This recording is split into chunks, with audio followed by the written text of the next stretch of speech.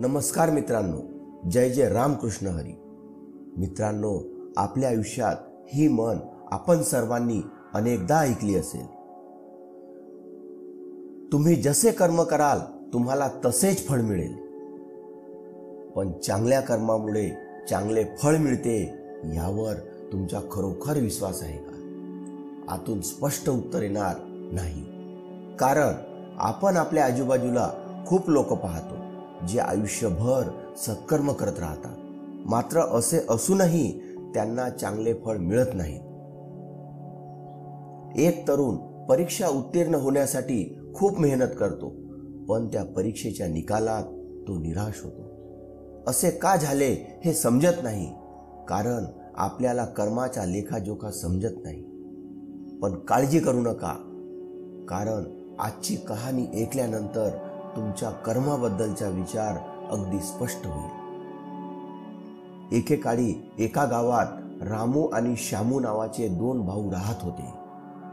ते भाऊ आहेत हे संपूर्ण गावाला माहीत होते, पण त्यांच्यात बंधुप्रेम नव्हते.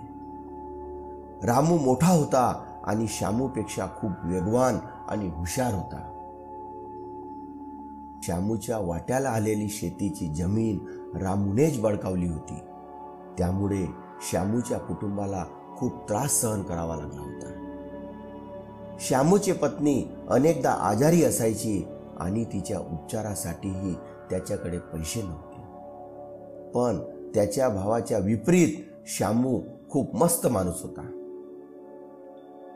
तो कधीच कोणाचे वाईट करत नसे. पण अनेकदा त्याच्या मनात हा प्रश्न असायचा की मी कोणाचे वाईट करत नाही, मी कोणाचे वाईट विचारही करत नाही, माझ्यासोबत असे का होते? बायको नेहमी आजारी का असते? आयुष्य नीट चालवण्यासाठी पुरेसे पैसे का नाहीत? माझ्या कर्माचे फळ का मिळत नाही? आणि माझा भाऊ खूप हुशार आहे आणि तो नेहमी मजा करत असतो, त्याला काही त्रास नाही. मित्रांनो, तो विचार करू लागला की कदाचित वाईट कर्माचे चांगले फळ मिळते आणि चांगल्या कर्माचे फळ कटू. हा संदेश त्याच्या मनात घर करू लागला. त्याच गावापासून काही अंतरावर एक संन्यासी आपली झोपडी बांधत होता. तो तपस्वी जेव्हा कधी गावात भीक मागायला यायचा तेव्हा सगळ्यांना एकच सांगायचा की तू जे केले ते तुझ्या वाट्याला आणि मी जे केले ते माझ्या वाट्याला. श्यामूला या गोष्टीचा अर्थ कधीच कळला नाही. एके दिवशी तो खोल चिंतेत बुडालेला असताना त्याच्या कानात हे शब्द पडले की तू जे केले ते तुझ्या वाट्याला आणि मी जे केले ते माझ्या वाट्याला.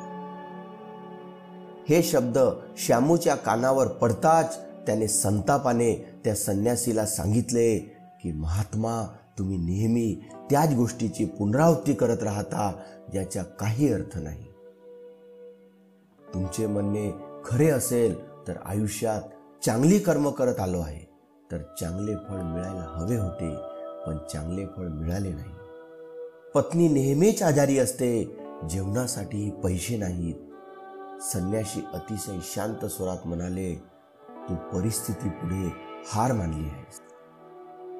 कठीण प्रसंगांनी तुझ्या विचारसरणीवर खोलवर परिणाम केला आहे.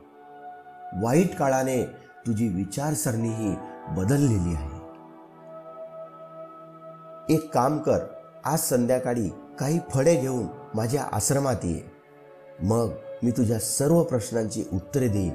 आणि असे बोलून संन्यासी आपले भिक्षापात्र घेऊन पुढच्या घराकडे निघून गेला.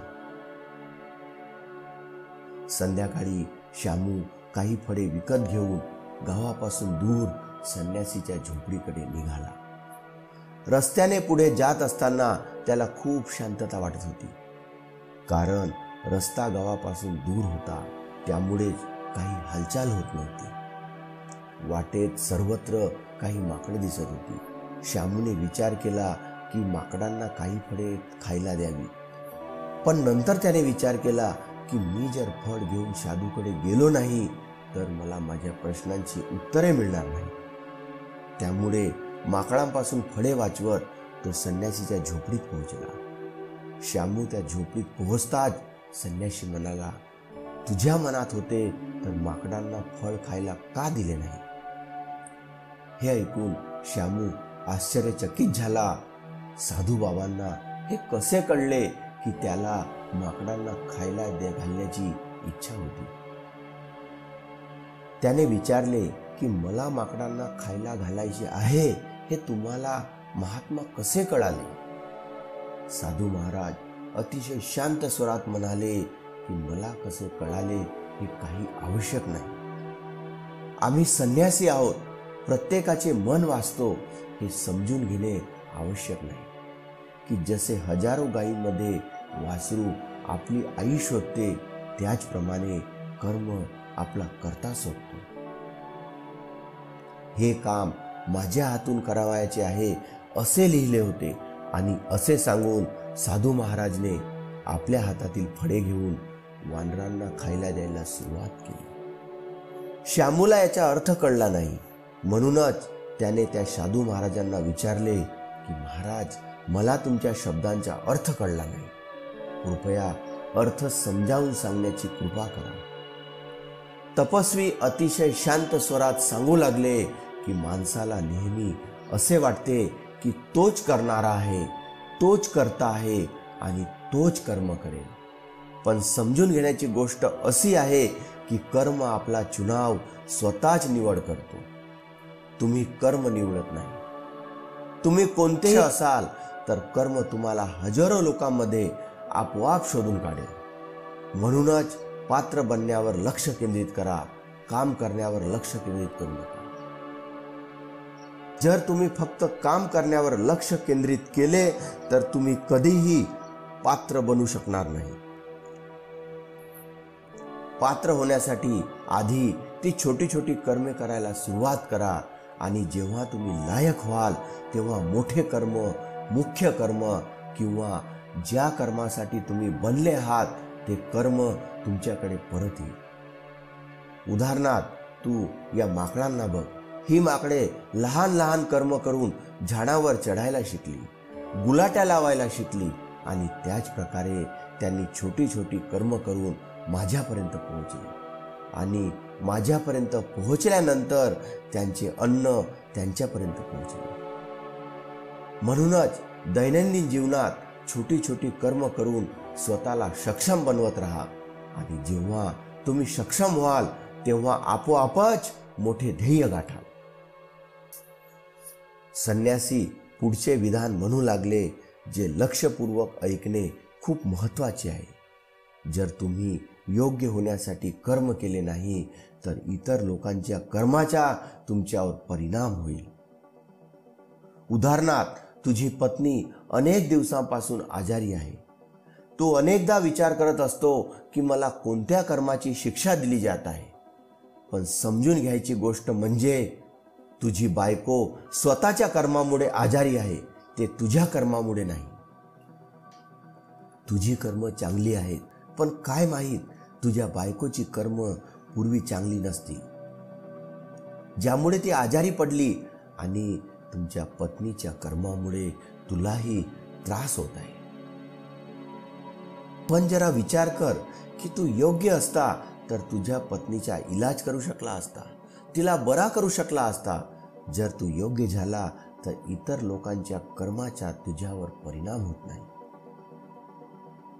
संन्याशीने श्यामूला बजावले की श्यामू, लक्षात ठेव, तुला जे हवे आहे ते मिळत नाही, तर उलट तुला मिळते ते ज्यासाठी तू योग्य आहेस. म्हणूनच तुमची योग्यता वाढवण्यासाठी काम करा, त्यासाठी कर्म करा. कर्माचे फळ मिळण्यासाठी कधीही कर्म करू नका.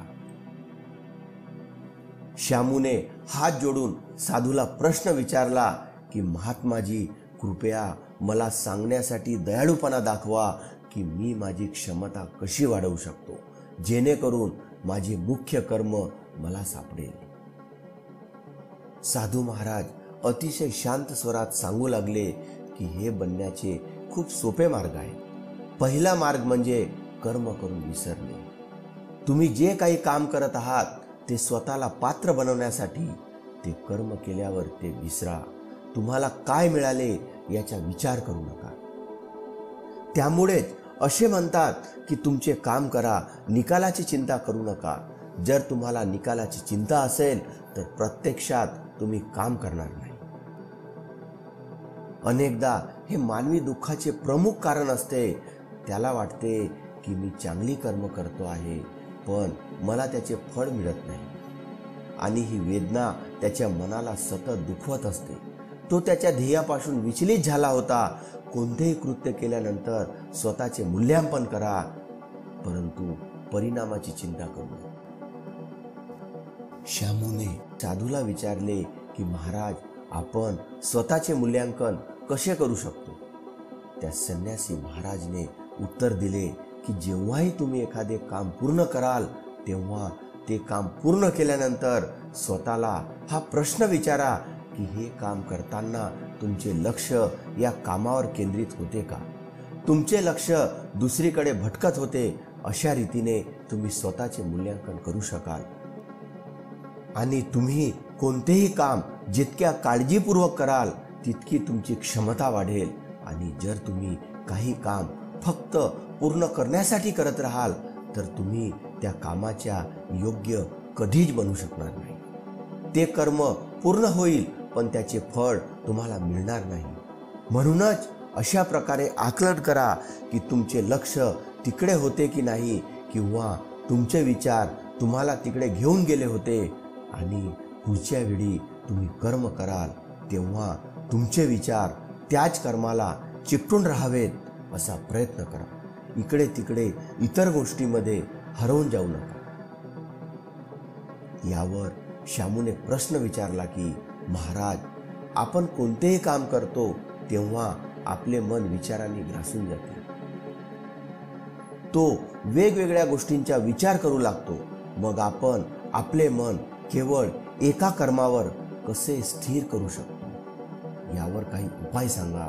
याला उत्तर देताना साधू महाराज म्हणू लागले की तुम्ही कोणतेही काम कराल तेव्हा त्यात तुमचा संपूर्ण भाव टाका. त्यामुळे तुमचे विचार एकाच कर्मावर केंद्रित राहू शकतात. पूर्ण भक्ती, प्रेम आणि समरसतेने केलेले कर्म तुमचे विचार इकडे तिकडे भरकटू देत नाही. जेव्हा तुम्ही कर्म करता, पूर्ण निष्ठेने करत नाही, तेव्हाच विचार तुम्हाला इतर दिशेने घेऊन जातात. त्यात पूर्ण प्रेम टाकत नाही, पूर्ण भाव दाखवत नाही. जेव्हा तुम्ही तिन्ही गोष्टी कर्मात आणता तेव्हा साहजिकच तुम्ही त्या कर्मात पूर्णपणे सामावून जाता आणि तुमचे मन आणि मेंदू एकाच ठिकाणी स्थिर राहते. साधू महाराजने आपल्या भाषणाचा समारोप केला आणि सांगितले की जर मनुष्याने या उपायांचा योग्य वापर केला, त्यांचे पालन केले, तर तो स्वतःला कोणत्याही कर्मासाठी योग्य बनवू शकतो. आणि एकदा का तो योग्य झाला की त्याच वासराप्रमाणे त्याचे कर्म त्याला आपोआप सापडते. श्यामूला काही फळांच्या बदल्यात आयुष्यभराचे ज्ञान मिळाले होते.